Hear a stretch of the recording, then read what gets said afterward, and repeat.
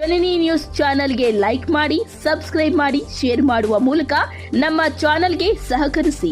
ಹೆಚ್ಚಿನ ಮಾಹಿತಿಗಾಗಿ ಸಂಪರ್ಕಿಸಿ ಹರಿಚಿನ್. ಜಾತಿ ನಿಂದನೆ ಮಾಡಿದ್ರೆ ಸುಮ್ಮನೆ ಸಹಿಸ್ಕೊಳಕ್ ಆಗ್ತದೇನೋ?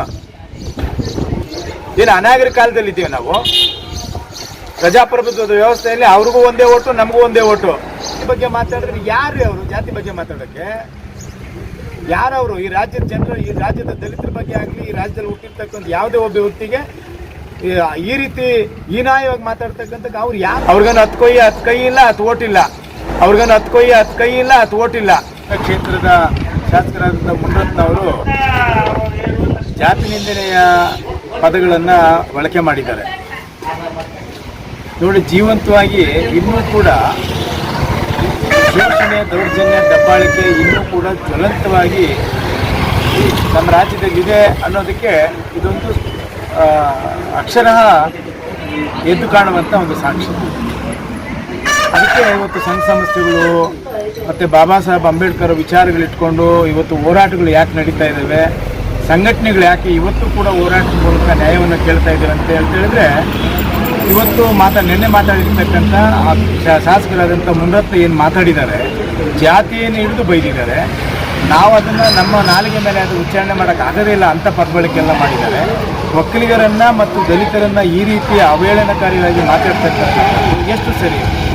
ಇವತ್ತು ನಾವು ಯಾವ ರೀತಿ ಇವತ್ತು ನಾವು ಕೇಳಬೇಕು ಅಂತಕ್ಕಂಥ ವಿಷಯ, ನಾನೊಬ್ಬ ರಾಜಕಾರಣಿಯಾಗಿ BJPಯಲ್ಲಿ ಇದ್ದಂಥವನು, ಮಾಜಿ ಶಾಸಕನಾಗಿದ್ದರೂ ಕೂಡ ಯಾಕೆ ನಿಮ್ಮ ಮುಂದೆ ಈ ವಿಷಯ ಹೇಳ್ತೀನಿ ಅಂತ ಹೇಳಿದ್ರೆ, ನನಗೆ ಮೂಲತಃ ನಾನು ಅಂಬೇಡ್ಕರ್ವಾದ, ಬಾಬಾ ಸಾಹೇಬ್ ಅಂಬೇಡ್ಕರರ ಅನುಯಾಗಿ ಅವರ ಆದರ್ಶಗಳನ್ನ ಇಟ್ಕೊಂಡು ಚಳುವಳಿಯಿಂದ ಬಂದಂಥ ನಾನು ಇಂಥ ವಿಷಯಗಳನ್ನೆಲ್ಲ ಗೊತ್ತಾದ ತಕ್ಷಣ ನಾವು ಕೈ ಕಟ್ಟಿಕೊಳ್ಳೋದಾಗಲಿ, ಮರೆತು ಕೂತ್ಕೊಳ್ಳೋದಾಗಲಿ, ಆಮೇಲೆ ಯಾರನ್ನೋ ಬೈದಿದ್ದಾರೆ ನಮ್ಮನ್ನು ಬೈದಿಲ್ಲ ಅಂತಕ್ಕಂಥ ವಿಚಾರಕ್ಕೆ ನಾವು ಹೋಗೋದಿಲ್ಲ.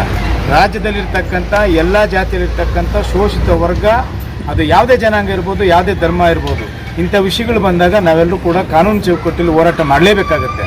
ರಾಜ್ಯದಲ್ಲಿ ಕಾಂಗ್ರೆಸ್ ಸರ್ಕಾರ ಇದೆ, 24 ಗಂಟೆಗಳಾಗಿದೆ ಇದು ವೈರಲ್ ಆಗಿ. ಯಾಕೆ ಕಾನೂನು ಕ್ರಮ ತೆಗೆದುಕೊಂಡಿಲ್ಲ? ಅವ್ರ ವಿರುದ್ಧ ಒಂದೇ ಒಂದು ಚಕಾರ ಎತ್ತಲಿಲ್ಲ. ಪೊಲೀಸ್ ಇಲಾಖೆ ಏನು ಮಾಡ್ತಾ ಇದೆ? ಸತ್ತೋಗಿದೆಯಾ? ರಾಜ್ಯದಲ್ಲಿ ಕಾನೂನು ಸುವ್ಯವಸ್ಥೆ ಏನಾಗಿದೆ? ಅದಕ್ಕೆ ಇವತ್ತು BJP ಕಾಂಗ್ರೆಸ್ ಸರ್ಕಾರದ ವಿರುದ್ಧ ಎಲ್ಲ ವಿಷಯಗಳನ್ನು ತೆಗೆದುಕೊಂಡು ಹೋರಾಟಗಳನ್ನು ಮಾಡ್ತಾ ಇದ್ದೀವಿ. ನಮ್ಮ ಪಕ್ಷದಲ್ಲಿರ್ತಕ್ಕಂಥವ್ರು ಅವ್ರು ಗೆದ್ದಿರ್ಬೋದು ಪಕ್ಷದ ಚಿಹ್ನೆಯಲ್ಲಿ, ಆದರೆ ಪಕ್ಷದ ಅಧ್ಯಕ್ಷರಿಗೆ ಹೇಳಿದ್ದೇವೆ ನಾವು, ಕೂಡಲೇ ನೀವು ಕ್ರಮ ತೆಗೆದುಕೊಳ್ಬೇಕು. ಇಲ್ಲ ಅಂತ ಹೇಳಿದ್ರೆ BJPಗೆ ದಲಿತರು, ಹಿಂದುಳಿದವರು, ಅಲ್ಪಸಂಖ್ಯಾತರು ಯಾರು ಕೂಡ ಓಟ್ ಹಾಕಕ್ಕೆ ತಯಾರಿರೋದಿಲ್ಲ. ಅದಕ್ಕಾಗಿ ಕೂಡಲೇ ಎಚ್ಚೆತ್ತುಕೊಂಡು ಅವ್ರ ವಿರುದ್ಧ ಶಿಸ್ತಿನ ಕ್ರಮ ತೆಗೆದುಕೊಳ್ಬೇಕಂತ ನಾವು ಹೇಳಿದ್ದೀವಿ. ಅವ್ರು ತೆಗೆದುಕೊಳ್ತಾರೆ. ನಾವು ಅದ್ರ ಪರವಾಗಿ ನಾವು ಎಲ್ಲ ನಮ್ಮ ಸಂಘ ಸಂಸ್ಥೆಗಳಿರ್ಬೋದು, ನಮ್ಮ ಪಕ್ಷದಲ್ಲಿರ್ತಕ್ಕಂಥ ಎಲ್ಲ ಮೋರ್ಚಾದ ಪದಾಧಿಕಾರಿಗಳು, ಅಧ್ಯಕ್ಷರುಗಳು ಎಲ್ಲರೂ ಕೂಡ ಇವತ್ತು ಅವ್ರಿಗೆ ನಾವು ಒತ್ತಾಯ ಮಾಡ್ತಾ ಇದ್ದೀವಿ, ಅವರ ವಿರುದ್ಧ ಕೂಡಲೇ ಕ್ರಮ ತೆಗೆದುಕೊಳ್ಬೇಕಂತೇಳಿ. ಆದರೆ ಸರ್ಕಾರ ಕಾನೂನು ರೀತಿ ಕ್ರಮ ತೆಗೆದುಕೊಳ್ಬೇಕಾದ್ರೆ ಯಾರು ಮಾಡಬೇಕು? ಸರ್ಕಾರ ತಾನೇ ಮಾಡಬೇಕು. ಯಾಕೆ ಅವ್ರ ವಿರುದ್ಧ ಕಾನೂನು ರೀತಿ ಕ್ರಮ ತೆಗೆದುಕೊಂಡಿಲ್ಲ? ಯಾಕೆ ಎಲ್ಲ ಪ್ರಯತ್ನಗಳನ್ನು ಮಾಡಿ ಜನರಿಗೆ ಒಂದು ಸಮಾಧಾನ, ನೆಮ್ಮದಿ ಬದುಕೋದಕ್ಕೆ ಒಂದು ವಾತಾವರಣ ಹೇಗೆ ಕಲ್ಪಿಸಬಾರ್ದು? ರಾಜರಾಜೇಶ್ವರಿ ನಗರ ಅಂತ ಹೇಳಿದ್ರೆ ಇವತ್ತು ಏನಾಗಿದೆ? ಅದು ಭಯದ ವಾತಾವರಣದಲ್ಲಿ ಬದುಕ್ತಾ ಇದ್ದಾರೆ ಜನ. ಬೇಕಾ ಇದು?